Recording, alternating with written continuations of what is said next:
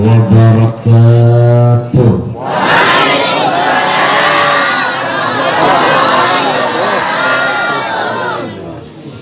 Alhamdulillahi rabbil alamin, wassalatu wassalam ala sayyidil mursalin wa ala alihi wa sahbihi ajma'in.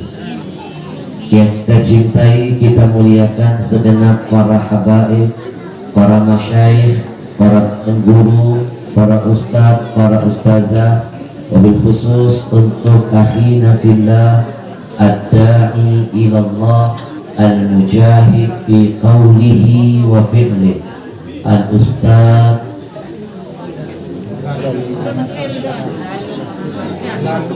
ya itu maksudnya. Saya ngetes berarti mereka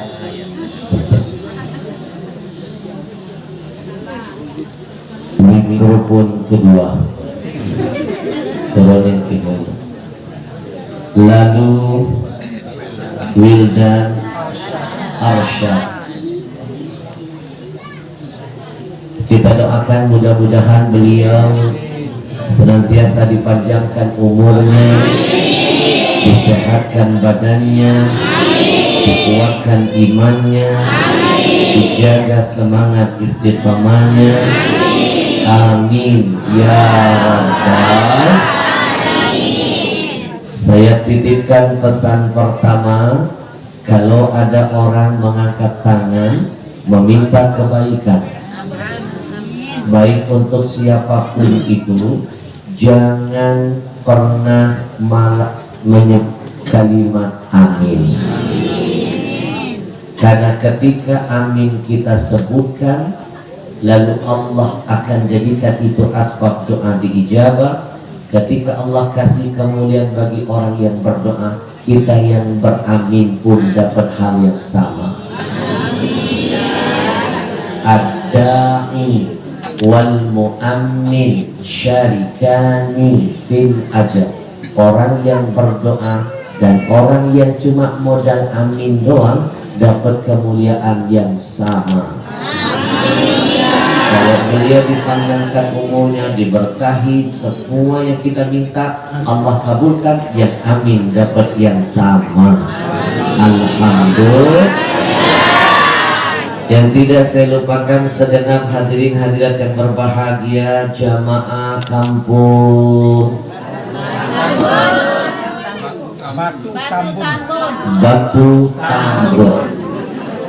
Batu Tambun saya hadir.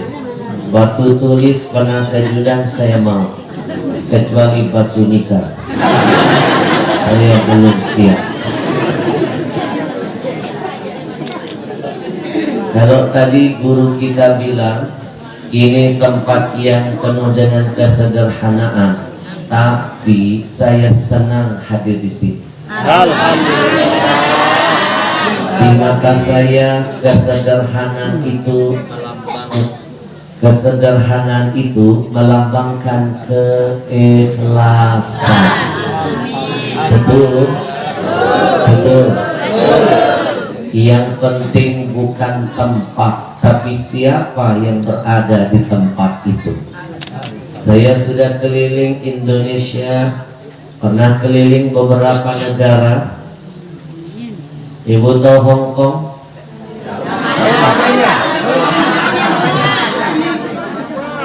Dari sini belok kiri. Saya pernah diundang ke beberapa, termasuk ke istana salah satu raja di Brunei, di Sultan Bulkiah. Walaupun megah, mewah, tapi saya merasa tidak betah lama-lama. Gimana mau betah? Makan, duduk, pakai aturan.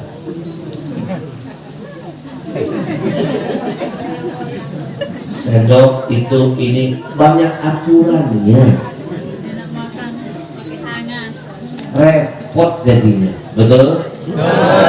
Saya sering masuk ke tempat-tempat yang besar, tapi hati saya sering merasa kecil. Tapi tidak sedikit saya masuk di rumah yang kecil, tapi hati saya terasa besar. Hari ini saya melihat, Masya Allah, ini gambaran surga. Ada yang tinggal di belakang ada sungai.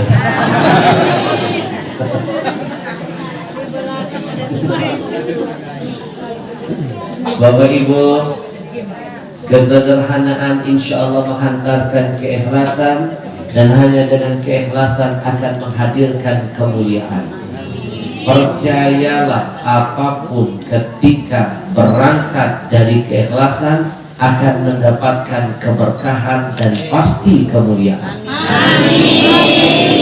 Ikhlas itu bisa membuat yang sedikit jadi banyak. Ikhlas itu bisa membuat apa yang kita keluarkan satu bisa menjadi 1000. Ikhlas kuncinya. Saya hadirkan cerita pertama, karena banyak anak-anak di samping kita, ngadepin anak-anak ceramahnya harus pakai cerita. Kalau nggak pakai cerita, nanti saya sendiri yang ceramah, mereka yang bercerita. Anak-anak mau dengar cerita? Ya. Percayalah, ikhlas itu menentukan hasil akhir apapun dari semua perbuatan. Sekali lagi saya ulangi kalimat. Ikhlas itu menentukan hasil akhir apapun dari semua perbuatan. Dulu ada cerita seorang santri punya kebun singkong. Orang sini bilang singkong apa?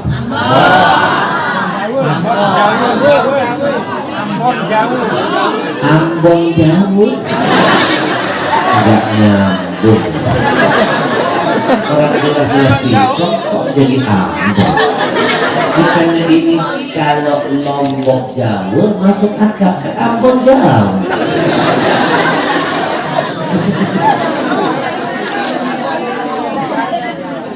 Ambonnya dibawa dari Jawa dulu, Kiai. Oh, berarti bibit singkongnya dari Ambon. Oke lah kalau begitu. Ubi ya. Biasanya Ambon jauh. Ada seorang santri punya kebun Ambon jauh. Wah, sudah. Dia pasang niat, ya Allah, kalau seandainya kebun Ambon Jawa ku,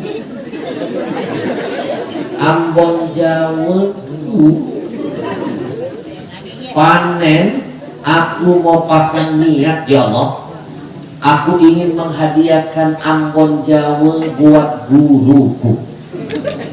Panenlah kebunnya, dia bungkus ubi Ambon Jawa, dia pasang niat, dia hantarkan ke rumah gurunya. Sesampai di rumah guru, dengan rendah hati dia menjawab, "Guru, maafkan saya. Yang saya kirim ini sesuatu yang mungkin sederhana di mataku. Cuma ubi doang, makanan orang kampung.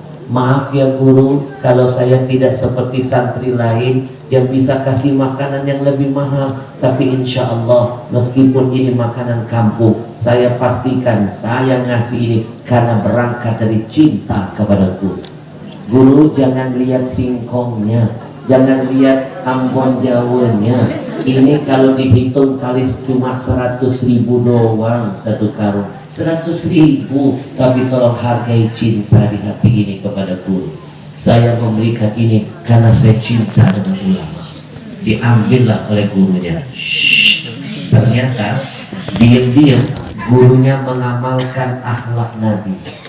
Bapak Ibu tahu nggak, Nabi itu di antara akhlaknya ketika dikasih membalas dengan pemberian yang lebih. Nabi itu akhlaknya dikit-dikit sedekah, dikit-dikit sedekah. Beda tipis dengan kita. Kita sedekahnya sedikit. Nabi sedikit-sedikit sedekah. Kita sedekahnya sedikit. Beda tipis kita. Bapak Ibu, saya punya buku hampir selesai. Judul bukunya itu Nabi dan Kita Bedanya Sedikit. Tapi kata sedikit saya kasih tanda kutip. Begitu saya mau bikin buku ini, saya diprotes oleh kiai-kiai sepuh. Habib Al-Habsyi sudah melecehkan Nabi Muhammad dengan bukunya yang berjudul Nabi dan Kita Bedanya Sedikit. Ini pelecehan, jangankan dengan kita, Nabi Adam saja kakek moyang kita dengan Nabi bedanya banyak, bukan sedikit, apalagi kita, pelecehan dengan Nabi. Begitu saya dengar, saya datangi kiai tua sepuh itu. Kiai, saya ini bermain kata-kata, jangan langsung menuduh, baca dulu nanti bukunya. Kiai, saya bikin buku ini bukan buat kiai, buku saya untuk orang-orang anak-anak muda. Saya bikin buku seperti saya sedang ikut lomba memanah. Orang kalau ikut lomba mana ada target kan, lingkaran-lingkarannya, betul? Ibu bapak mau tahu lingkaran yang paling besar mendapatkan nilai yang mana? Yang kecil, bukan yang besar. Kalau yang besar ini nilainya kecil. Ini ulama, buku saya nggak ada apa-apanya, tapi saya bikin buku targetnya buat obang yang kecil. Itu yang merah, itu namanya anak muda. Yang kecil di mata kita, padahal mereka itu akan membuat besar bangsa kita. Takbir. Keberadaan mereka sering kita lupakan, kita anggap kecil. Padahal mau jadi apa, agama, bangsa, negeri, itu tanya dengan nasib pemudanya. Buku saya bukan buat kiai yang sudah jadi ulama, tapi buat anak-anak muda. Begitu saya jelaskan isi bukunya, dia tersenyum dan akhirnya dia daftar jadi pembeli pertama. Alhamdulillah. Kalau saya bocorkan, bukunya keren, sedikit saja ya, sedikit saja saya bocorkan. Nabi dan kita bedanya sedikit. Nabi itu sedikit-sedikit ingat kita, sedikit-sedikit nyebut nama kita, sedikit-sedikit manggil kita. Gak kayak kita, sedikit sekali ingat Nabi, sedikit sekali salawat dengan Nabi, sedikit sekali nyebut Nabi. Berarti kita dan Nabi bedanya cuma sedikit. Gak percaya, nanti dikupas dengan cerita-cerita keren. Kapan Nabi sering nyebut kita? Saat sebelum meninggal dan lain sebagainya. Keren bukunya. Nabi itu sedikit-sedikit ibadah, sedikit-sedikit sholat, padahal sudah dijamin masuk surga. Orang pertama yang akan masuk pintu surga, tapi sedikit-sedikit sholat, sedikit-sedikit sholat. Gak kayak kita, belum tentu masuk surga. Nyium baunya aja belum jaminan, ibadahnya cuma sedikit. Jadi kita dan Nabi bedanya cuma sedikit. Gak percaya. Nabi itu sedikit-sedikit senyum, sedikit-sedikit senyum, bahkan kepada musuh sekalipun sedikit-sedikit senyum. Gak kayak kita, lihat guru, lihat mertua, lihat pasangan, senyumnya cuma sedikit. Jadi kita dan Nabi bedanya cuma sedikit. Mau tahu gak gaya senyum sedikit? Gak enak lihatnya, begini gayanya. Betul. Nabi itu sedikit betul tidurnya, nggak kayak kita, sedikit-sedikit. Jadi kita dan Nabi bedanya sedikit. Nanti dikupas bagaimana gaya tidur Nabi, apa yang dilakukan sebelum dan setelah tidur. Keren buat anak-anak muda, keren itu. Nabi itu sedikit betul makannya, nggak kayak kita, sedikit-sedikit. Jadi kita dan Nabi bedanya sedikit. Nanti dikupas makanan apa kesukaan Nabi, apa yang dilakukan, semua berbuat makanan. Keren bukunya.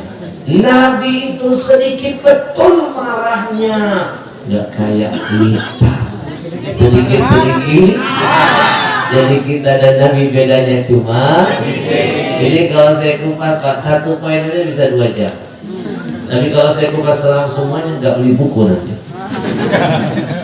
Nabi itu sedikit-sedikit sedekah, sedikit-sedikit sedekah.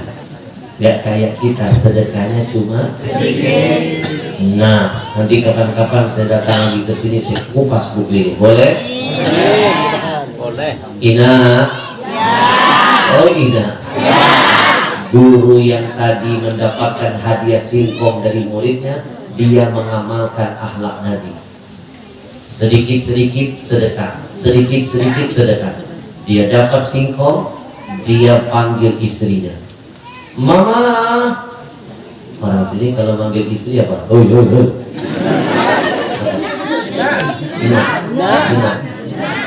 Ina. Oh, Ina. Coba lihat di dapur, Ina, ada apa, Ina? Istrinya menjawab, nggak ada apa-apa, Papa. Nggak ada apa-apa, aman. Nggak enak orang ngasih makanan kok nggak dibales. Coba dong cari yang benar. Di dapur nggak ada apa-apa, tapi di belakang rumah ada kambing. Bawa kambing itu ke sini. Dibawalah kambing, dihadiahkan kepada yang ngasih singkong. Coba pikirkan, bayangkan, kambing harganya 1 juta. Singkong yang dia keluarkan cuma 100.000 sekarang. Berarti berapa kali lipat? 10. Gurunya berkata, bawa pulang kambing ini sebagai balasan hadiah dari saya. Guru, emang gak salah nih ngasih kambing? Enggak. Kan saya ngasih singkong, modal saya jujur loh guru, jujur cuma 100.000. Kok guru ngasih saya kambing, ini kan harganya 1 juta. Shh, kamu ingat pesanan Allah, man ja'a bil hasanah walahu asyru amsalihah. 1 kamu keluarkan, 10 disiapkan gantinya. Kenapa Allah ganti kamu 1 juta? Kamu insya Allah beramal dari keikhlasan. Yang kecil kamu keluarkan, yang besar Allah siapkan gantinya. Sudah banyak ngomong, pulang kambing, makan, nikmati dan potong.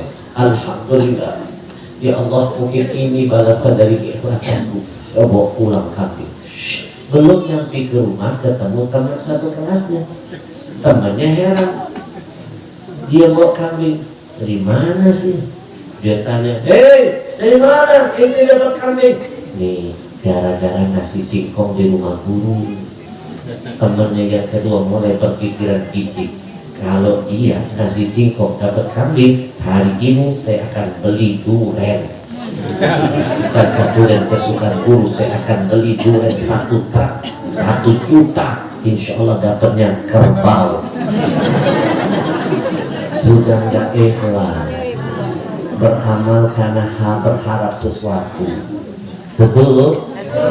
Dia cari pasar duren, dia borong duren 1 truk, dia keluarkan modal 1 juta. Dia datangi gurunya sambil berkata, Guru, kalau tadi ada murid datang cuma ngasih singkong, singkong cuma kecil 100.000. Saya hari ini memberikan hadiah buat guru 1 juta. 1 juta loh ini, 1 juta loh ini modalnya guru. Saya borong semua duren. Kalau tadi murid yang tadi bilang cinta sama guru, cintanya kecil, cinta saya besar kepada guru. Saking cintanya, wajah guru terbayang selalu di hadapan saya. Tadi saya lihat kulit duren, kok mirip wajah guru.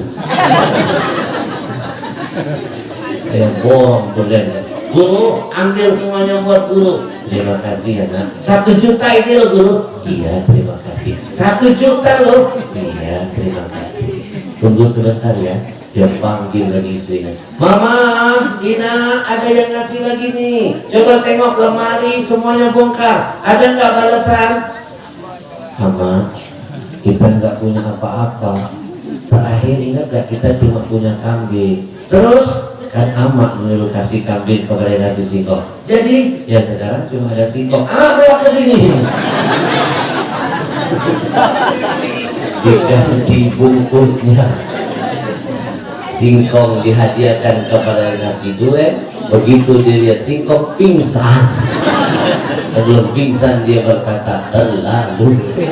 Gimana nggak terlalu? Modal 1 juta diganti Allah cuma 100.000. Kok bisa begini? Tanya Allah. Itu yang diajarkan Nabi, innamal a'mal binniyat. Segala sesuatu kembali kepada niat.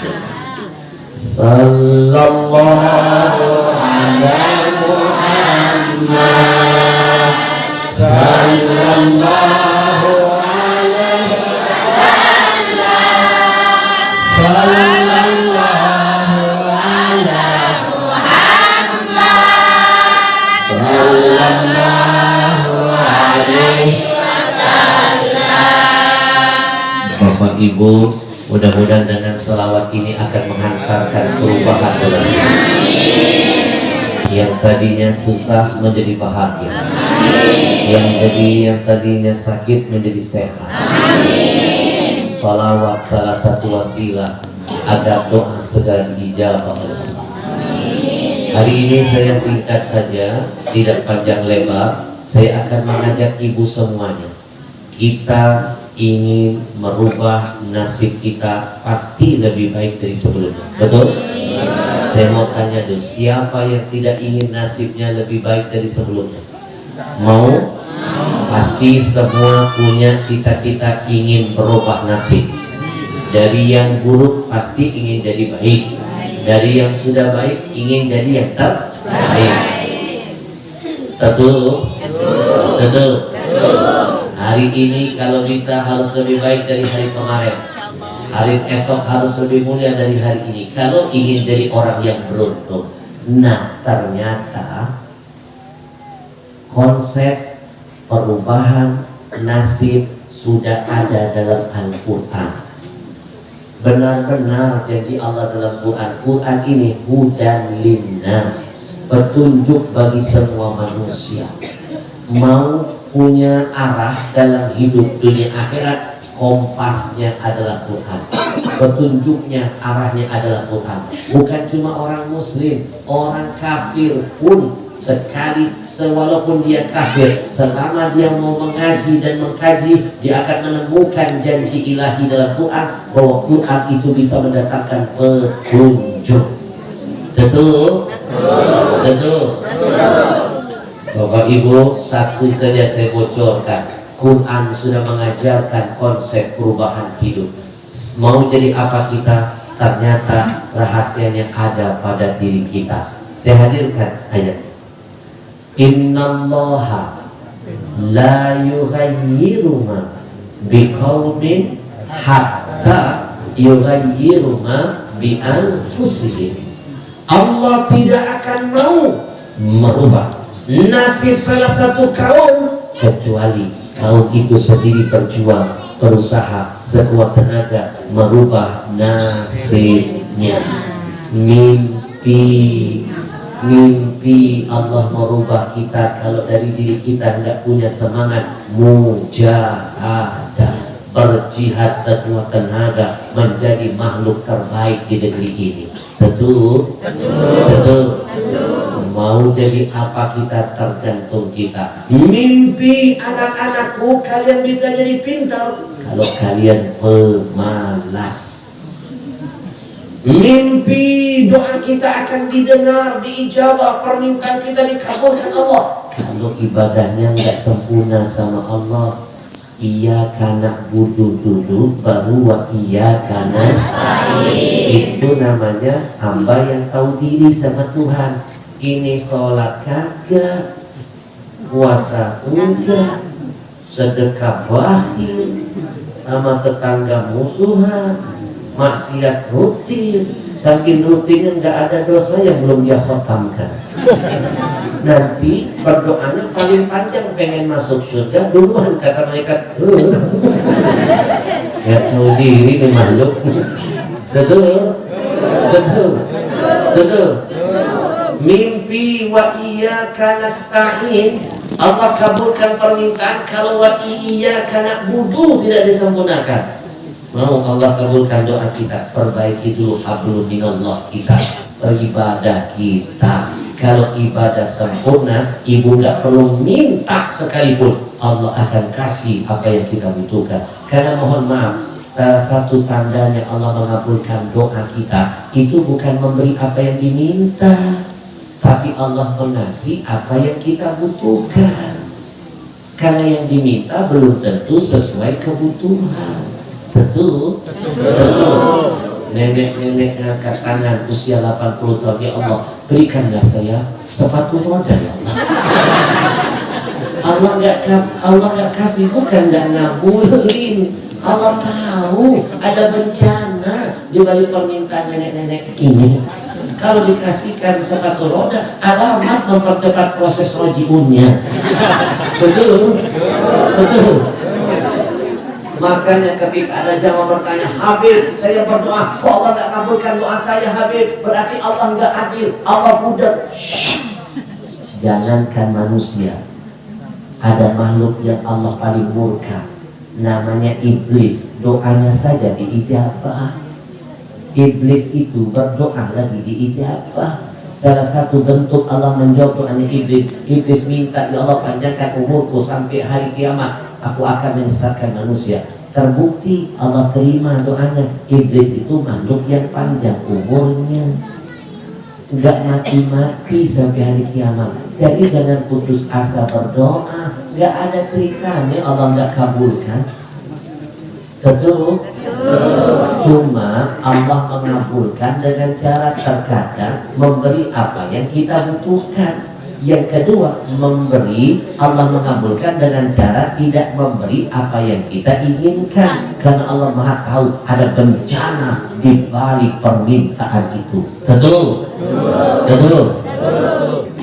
Sallallahu ala Muhammad, sallallahu alaihi wasallam, sallallahu ala Muhammad, sallallahu alaihi wasallam. Singkat mata.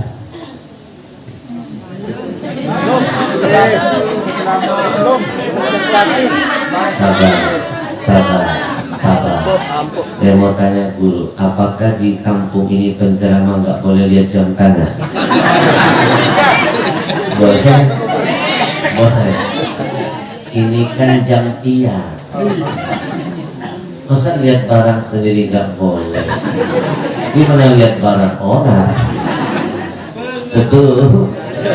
Kalau ada penceramah siapapun dia baru mulai ceramah suka lihat jam tangan, jangan heran. Itu cuma teknik ceramah doang. Sebenarnya dia lagi mikir, habis ini mau ngomong apa. Yang namanya penceramah harus pintar mikir, mengolah tausiah, mengolah materi sesuai dengan keadaan yang dihadapi. Kadang-kadang saya sudah ngarang materi ceramah di hotel, nyampe ke lokasi berubah tergantung cuaca. Betul? Betul? Yang kedua, lihat jam biar mikir materinya biar nggak sama dengan penceramah biasanya. Itu.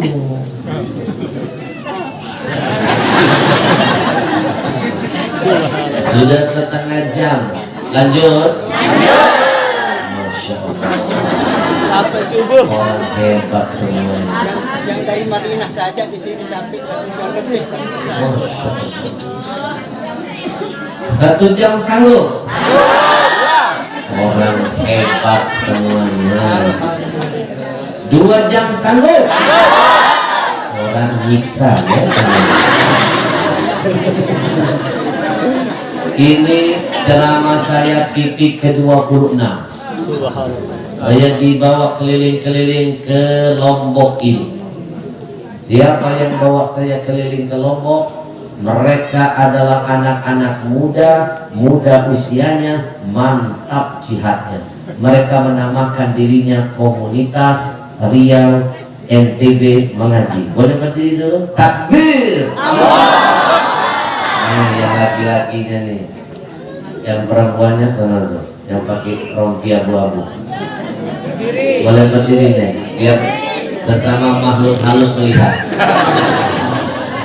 Nah, mak, usia mereka boleh muda ya, tapi jangan pandang sebelah mata. Jihad mereka luar biasa. Masya Allah. Bayangkan usia mudanya dipakai mikirin agama Allah. Melek mata, tutup mata, keliling ikut ulama tausiah di mana-mana. Ngumpulin wakaf Quran, dibagikan ke umat, dari umat untuk umat. Ngumpulin ulama-ulama, dikirim setiap kota. Seperti malam ini saya dikirim ke sini. Mereka yang beli tiket pesawat, hotel, makan, dimudahkan saya bisa sampai ke setiap pengajian. Saya dibawa muter-muter oleh mereka. Kadang-kadang masuk kota, keluar kota, saya merasa jadi orang kota. Kadang-kadang dibawa masuk kampung, keluar kampung, saya merasa jadi orang kampung. Kadang-kadang masuk desa, keluar desa, saya merasa jadi orang desa. Kadang-kadang masuk hutan, keluar hutan, saya merasa Jadi orang hutan. puas, enak, puas. Senang melihat susah ya. Siapa bilang orang hutan? Tidak berantem ini. Mereka jihadnya berjuang di jalan Allah. Ina amat bayangkan di saat anak-anak muda seusia mereka, coba dia boro-boro mikirin wakaf Quran, boro-boro bermanfaat bagi Tuhan. Anak muda seusia mereka melek mata, bukan mikirin wakaf Quran, main tiktokan. Halo guys. Jadi salah. Betul. Kadang-kadang demi konten YouTube, kadang-kadang rela berbuat yang enggak masuk akal. Betul? Enggak masuk akal, bahkan berujung kepada kezaliman dan dosa. Betul? Anak muda yang begitu mau diharapkan buat NKRI mimpi, buat dirinya aja nggak ada manfaat, buat orang lain usahain terus. Betul? Mau bermanfaat bagi NKRI mimpi, apalagi buat ilahi, buat agamanya. Maka bersyukur ada makhluk-makhluk langka seperti ini. Anak begini harus kita museumkan dan jangan ditahlilkan sebelum waktunya. Insya Allah kita doakan mudah-mudahan mereka istiqomah. Ina tahu nggak, mereka ini baru 1 tahun sudah berhasil ngajak umat berwakaf 200.000 Quran. 200.000 dibagikan untuk umat. Seperti ini, malam ini nih, nanti kita akan ngumpulin wakaf Quran. Dan yang lebih hebat lagi, wakaf Qurannya tidak harus bayar cash, bisa nyicil. Enak banget, masuk surga kreditan. Kredit mobil, motor kita bisa perjuangkan, padahal cuma dipakai waktu hidup saja. Sehebat apapun mobil yang Ina punya di dunia ini, nanti Ina mati mobil gak akan dibawa. Kendaraan yang akan kita tumpangi itu namanya cuma keranda. Kalau orang Betawi bilang kurung batang, kalau orang Sumatera bilang ringgo. Kalau orang Jawa bilang pasaran, orang sini bilang apa? Kurung batang. Pernah coba naik? Oh, ibu tahu? Pernah dicoba belum? Nih, ini PR ya, termasuk buat yang ngomong ini. PR buat saya, PR buat kamu semuanya.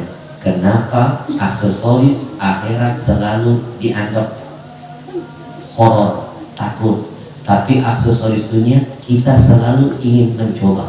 Saya kasih contoh. Kendaraan dunia. Bapak ibu lagi berjalan di mall besar, ada pameran mobil Alfa terbaru. Selalu ibu akan berkata kepada suaminya, sayang, itu kan kendaraan terbaru, kita test drive yuk, kita coba dulu yuk. Urusan dunia selalu ingin mencoba dan berani mendekat.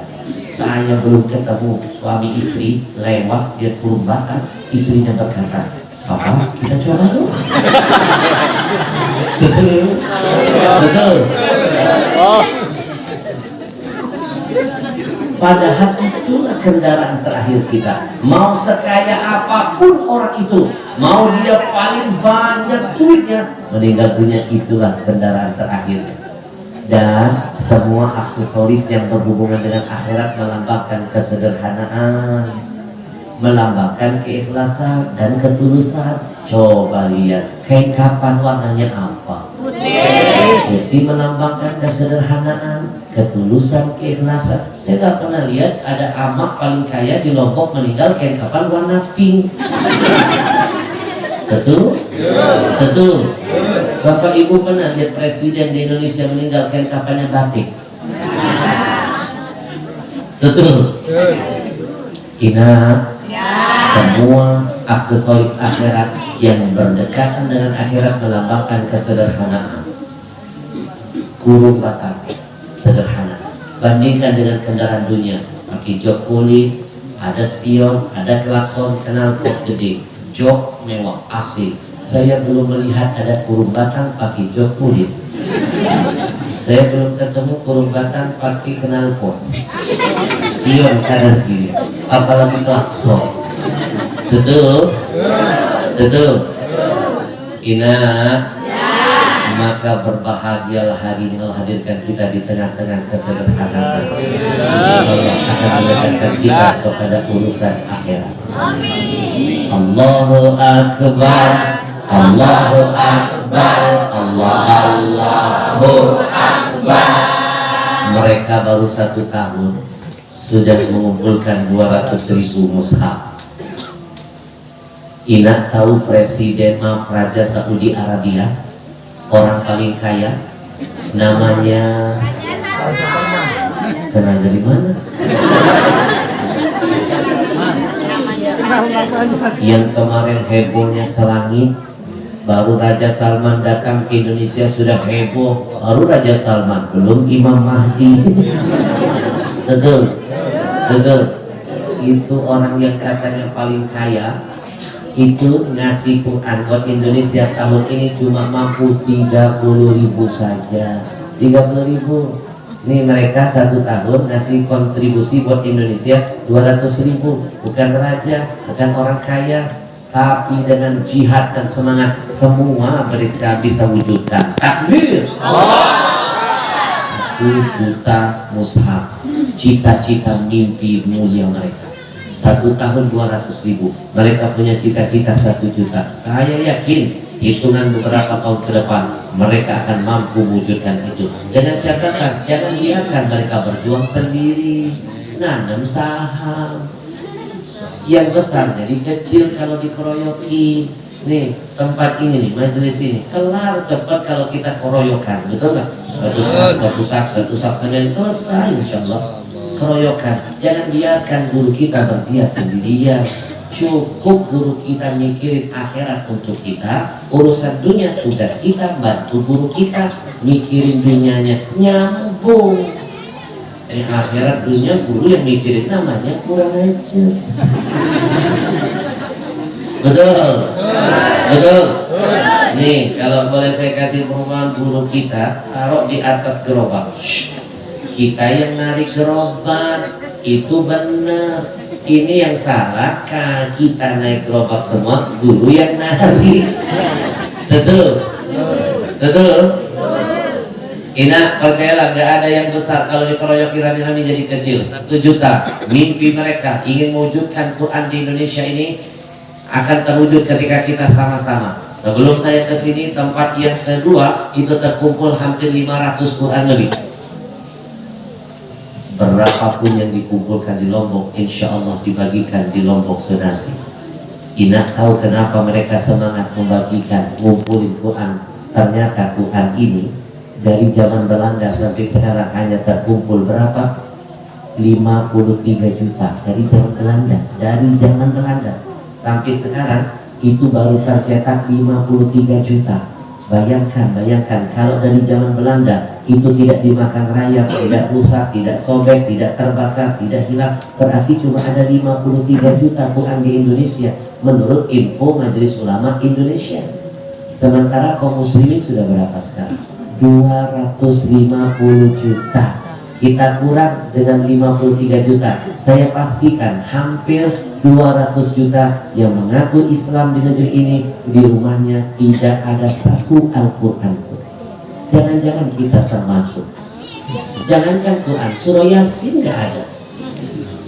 Bagaimana mungkin rumahnya bisa berkah kalau nggak ada Qurannya? Karena rumah yang di dalamnya tidak ada Qurannya itu seperti kuburan. Kalau rumahnya dianggap kuburan berarti yang tinggal di dalamnya makhluknya penampakan. Jangan-jangan suaminya Dracula. Nah, mereka ingin menyelamatkan Indonesia karena Indonesia ini rumah besar dari Allah yang harus dijaga keberkahannya. Ayo kita mikir, kenapa rasa-rasanya negeri ini lebih banyak azab, musibah, bencana daripada berkah. Buka TV ada bencana ini, buka ini ada berita itu, macam-macam gak tuntas-tuntas. Jangan-jangan penyebabnya sudah ada kekosongan Quran di negeri kita. Ingat pesan sahabat Nabi Abdullah bin Mas'ud, inna asfaral buyut man safira min kitabillah. Ada satu rumah yang dianggap Allah rumah itu kosong dari berkah, rahmat, hidayah, ketenangan, kebahagiaan. Rumah yang bagaimana? Yang kosong dari Al-Quran di dalamnya. Indonesia ini rumah kita. Kenapa kosong rahmatnya, berkahnya, semuanya? Jangan-jangan sudah ada kekosongan Quran di tengah-tengah kita. Maka Bapak Ibu, jangan biarkan mereka berjuang sendiri. Kita bantu sama-sama. Saya mulai dari diri saya. Kita sisihkan sebagian rezeki kita untuk membantu perjuangan mereka selama di Lombok ini. Amin. Ya Rabbal. Saya mulai dari diri saya. 100.000 kecil hari ini, tapi bakal panjang di alam kubur untuk kita. Niatkan nanti infaknya, niatkan. Ya Allah, mudah-mudahan ini menjadi asbab anak cucuku ada yang menjadi penghafal Quran yang akan menyelamatkanku. Aku nanam saham, ikut berjuang bersama pejuang-pejuang Quran. Mudah-mudahan ini menjadi asbab penyakitku disembuhkan. Karena sedekah itu bisa menjadi pengobat. Betul? Betul. Ayah saya 2,5 bulan pakai ventilator, dilobangi semua. 2,5 bulan di ruang isolasi. Setiap kali saya masuk nangis, saya lihat satu orang masuk samping ayah saya rojul, satu rojul, puluhan sudah rojul. Ayah saya bisa bertahan, sekarang sembuh alhamdulillah. Lepas ventilator, sudah bisa jalan, sudah bisa ini. 2,5 bulan mustahil kalau dilihat kondisinya. Apa yang membuatnya? Salah satunya setiap hari saya sedekah. Ternyata sedekah memanjangkan umur, membuat harta jadi berkah, umur jadi berkah, insya Allah. Bismillah. Kita lihatkan, berikan infak yang terbaik biar makin berkah. Kita iringi dengan salawat biar Rasul bangga di hati kita. Sallallahu ala Muhammad, sallallahu alaihi wasallam, sallallahu ala Muhammad,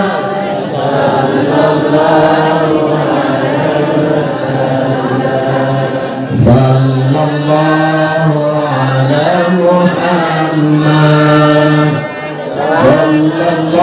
wasallam, sallallahu ala Muhammad, sallallahu alaihi wasallam, sallallahu ala Muhammad, sallallahu alaihi wasallam, sallallahu ala Muhammad, sallallahu alaihi wasallam, sallallahu ala Muhammad, sallallahu alaihi wasallam. Baik, sembari sorban terus berjalan, mereka akan mempersiapkan video 1 menit. Nanti kita akan melihat videonya sedahsyat apa perjuangan mereka selama 1 tahun ini. Sedikit saja sekelumit, masuk hutan, menyeberang sungai, masuk kampung, kemana-mana. Mudah-mudahan akan membuat kita semangat lagi membantu wakaf Quran nanti. Baik Bapak Ibu, sembari mereka sedang mempersiapkan alat-alatnya, Ibu, kita lanjutkan materinya sedikit. Siap? Siap. Sekali lagi saya ulangi, mau jadi apa kita tergantung ada pada diri kita. Betul? Betul. Allah tidak akan merubah nasib sesuatu kaum, melainkan kaum itu berjuang untuk merubah nasibnya. Mimpi jadi orang kaya kalau malas bersedekah. Sedekah bisa bikin harta jadi tambah berkah. Mana ada ceritanya orang sedekah jadi miskin? Mana ada? Yang ngomong bukan saya, Nabi. Mana qasamalun min sadaqatin bal yasdadu. Kata Nabi, tidak akan berkurang apa yang disedekahkan, bertambah dan bertambah. Alhamdulillah. Baik Ibu, saya hadirkan cerita kedua. Kalau tadi ceritanya buat anak-anak, sekarang cerita buat inak dan amak. Siap? Siap. Dari cerita ini nanti kita akan kupas dengan Al-Quran dan hadis. Inak, ini kisah nyata. Kisah nyata yang terjadi di Jakarta. Dulu ada salah seorang anak muda dari kampung di Bandung pelosok sana, tamatannya cuma SD saja ijazahnya. Dia tinggalkan kampungnya, dia pengen hijrah ke Jakarta, mau cari pekerjaan. Datanglah ke Jakarta, nyari pekerjaan, ditolak di mana-mana. Kenapa? Ijazahnya cuma Jakarta berat, Ina. Orang kuliah saja belum tentu dapat pekerjaan. Betul? Betul. Cari sana ditolak, cari sana ditolak, cari sana ditolak. Akhirnya dapat juga kerjanya. Jadi apa? Kuli. Tukang ngangkat-ngangkat barang di salah satu toko swalayan. 1 bulan bekerja, gajinya cuma 500.000 saja. Sekali lagi, berapa gajinya? Waktu itu 500.000. 1 bulan dia bekerja, dapat gaji pertama 500.000. Dia pegang uangnya, dia taruh di dompetnya. Belum dia nikmati, belum dia belanjakan. Tiba-tiba lagi nyusun barang di toko, datang Allah hadirkan ujian dalam hidupnya. Tolong dicatat. Teori ujian itu ada 2 paling tidak. 1, yang pertama Allah datangkan ujian dari orang terdekat dalam hidup kita. Ada kalanya ina ama akan diuji dengan tingkah laku anak-anak kita. Maka belajarlah dari Nabi Nuh. Ada kalanya diuji dengan sosok yang kita anggap orang tua. Belajarlah dari Nabi Ibrahim dengan Adam. Ada kalanya kita akan diuji dengan tingkah laku saudara kandung kita. Orang lain gak ada hubungan darah, baiknya ngalahin saudara kandung, jahatnya kadang-kadang luar biasa. Betul? Belajar dari siapa? Nabi Yusuf alaihi salam. Ada kalanya kita akan diuji dengan pasangan hidup kita. Belajarlah dari Nabi Ayub alaihi salam. Ada kalanya kita akan diuji dengan paman kita. Belajar dari Nabi Muhammad SAW. Ujian terberat itu teorinya datang dari yang terdekat dalam hidup. Betul? Yang kedua teorinya, ujian datang selalu di saat kita tidak siap. Kalau siap bukan ujian, nyontek namanya. Pernah nggak lagi ngantuk, ada yang mau bertamu, ujian loh. Lagi nggak punya duit, ada tetangga mau ngutang, ujian. Lagi sakit gigi, nyut-nyut, ada yang mau curhat. Betul? Saya pernah merasakan ujian itu. Lagi kecelakaan, ulang tablik akbar di Medan, mobil yang saya tumpangi hancur, bermandikan darah. Saya dilarikan warga ke rumah sakit. Dilarikan warga, sekali lagi, dilarikan warga. Belum nyampe ke rumah sakit, langsung beredar berita online. Media milik orang kafir memfitnah saya. Tabrak rumah warga hingga hancur, Ustadz Al-Habsyi kabur. Padahal saya dikaburkan oleh warga, harus diselamatkan, dituduh kabur. Ujian datang di saat tidak siap. Nyampe ke rumah sakit, datang lagi ujian itu di saat saya tidak siap. Alis saya sobek, darah mengucur deras, mau nggak mau harus dijahit. Nyampe di rumah sakit, saya dibaringkan di atas ranjangnya. Datanglah dokternya. Ternyata yang datang wanita cantik. Bukan itu ujiannya. Jangan seuzon dulu.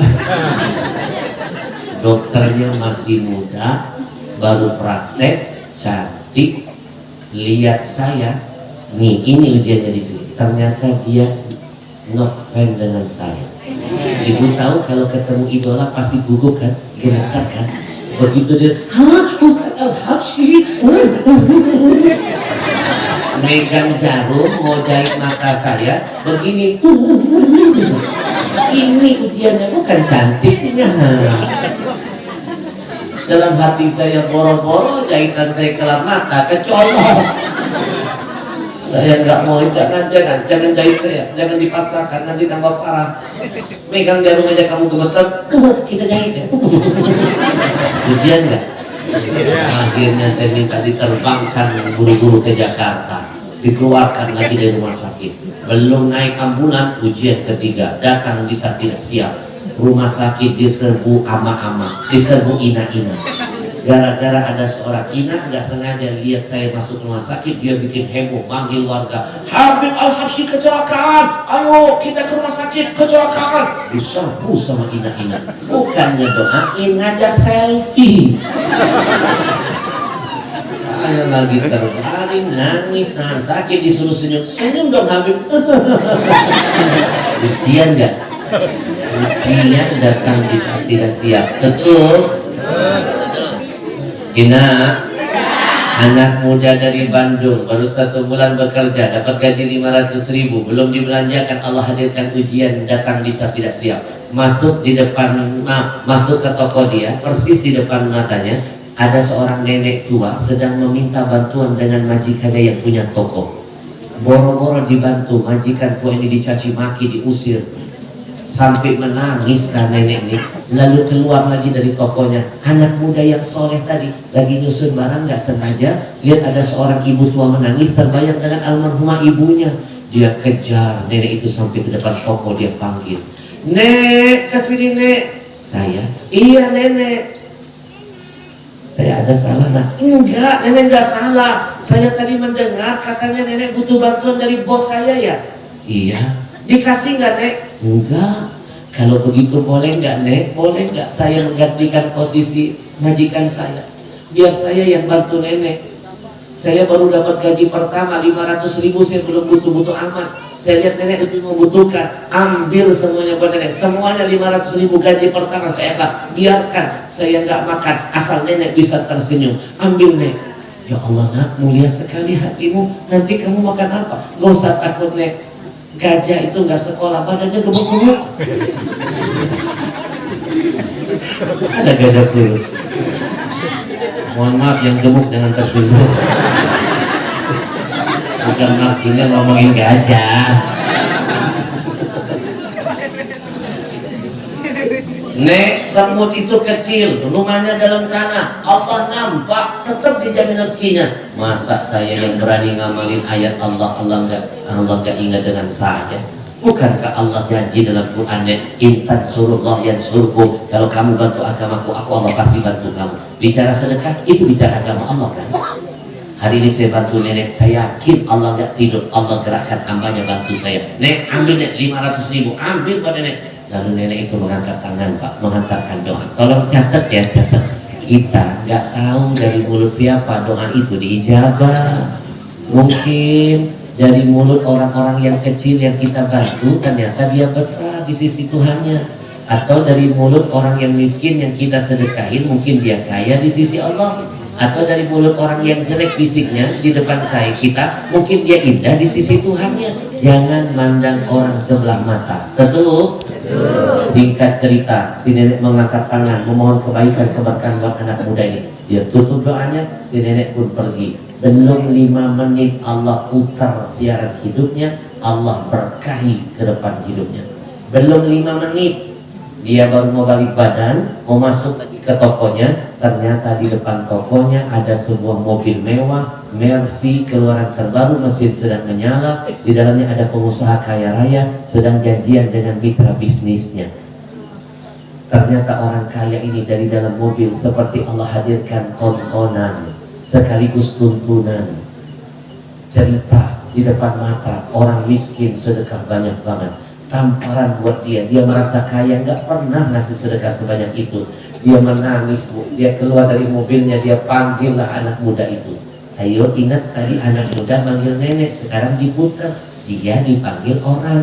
Itulah hukum alam. Ad-dunya nudawiluha bainan nas. Dunia ini berputar. Hari ini bantu orang, besok Allah gerakan orang bantu kita. Bapak ibu mau tahu besok panen apa? Tanya hari ini udah nanam apa. Mimpi besok mau panen padi, kalau yang ditanam cuma rumput ilalang. Kalau mau panen kebaikan, berbuatlah dulu kebaikan. Setuju? Betul. Tadi dia panggil nenek, sekarang dia dipanggil oleh seorang yang kaya raya. Nak, kesini nak. Kaget dia, gemetar dia. Dia balikkan badan. Ternyata yang panggil keluar dari Mercy, gemetar dia. Abang saya ya? Iya kamu. Maaf ya bang, saya ada salah ya bang. Enggak, kamu enggak salah. Kamu itu justru luar biasa. Memang saya biasa di luar bang. Saya sudah lihat semuanya dari dalam mobil. Kamu hebat nak. Tadi saya melihat sepertinya banyak kamu mengeluarkan uang dari dompetmu untuk nenek tadi. Emangnya kamu bantu berapa? 500.000 bang. Banyak banget. Kamu kerja apa? Kamu yang punya toko ya? Bukan bang, saya cuma pembantu kuli. Dari mana kamu dapat uang itu? Ini gaji pertama saya. Kamu cuma digaji 500.000? Iya bang, alhamdulillah. Kebangetan majikan kamu. Pembantu, kuli, karyawan sealim ini cuma dinilai 500.000. Kebangetan. Udah kamu berhenti kerja di sini. Kamu kerja dengan saya. Saya naikkan gajimu bulan depan 1 juta rupiah. Mau kamu? Abang, maaf ya bang. Saya baru kerja sebentar di sini.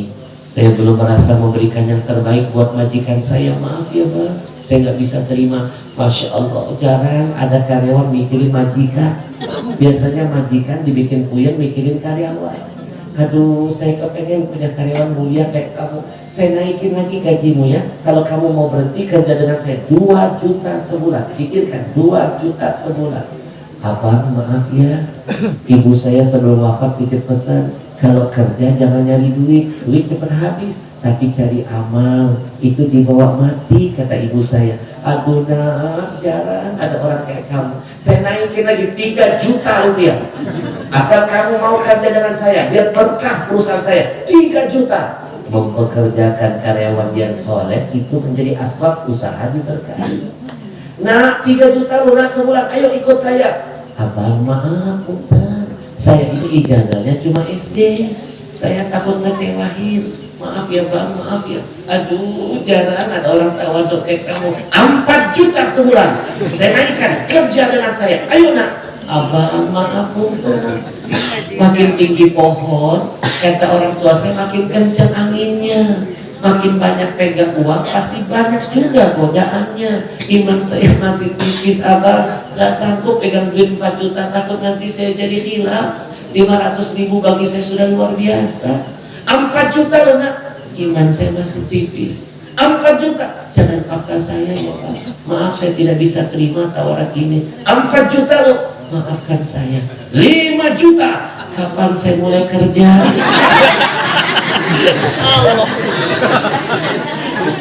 Allah. Allah. Subhanallah. Keren ya ceritanya, keren ya. Ini cerita nyata tapi sedikit dibumbu-bumbui dengan retorika biar nenek kesel. Nek, tadi gajinya sebelumnya berapa? 500 apa? Ribu. Bulan depan sudah ada yang jamin lewat lisan orang kaya, jadi berapa? 5 juta. Naiknya berapa kali lipat? 10. Inilah makna firman Allah, man jaa bil hasanah falahu asyru amsalihha. Kalau 1 kamu keluarkan di jalan Allah, yakinlah 10 Allah siapkan gantinya untukmu. 5 juta sebulan, berubah hanya dalam waktu 5 menit saja. Tidak ada yang mustahil bagi Allah. Idza arada syai'an ayyakulahu. Paham dari cerita itu? Mau jadi apa nasib kita? Kembali kepada mimpi. Kalau mau kaya, kalau malas sedekah mimpi. Sedekah ini pancingan mendatangkan rezeki yang lebih dahsyat. Ina, pelajaran berikutnya, kenapa dari 500 harganya naik 1 juta, 2 juta, 4 juta, 5 juta? Tahu kenapa? Dia mengamalkan hadis Nabi, man tawadha'a rafa'ahullah. Siapa yang suka merendahkan diri, makin mahal nilai harganya.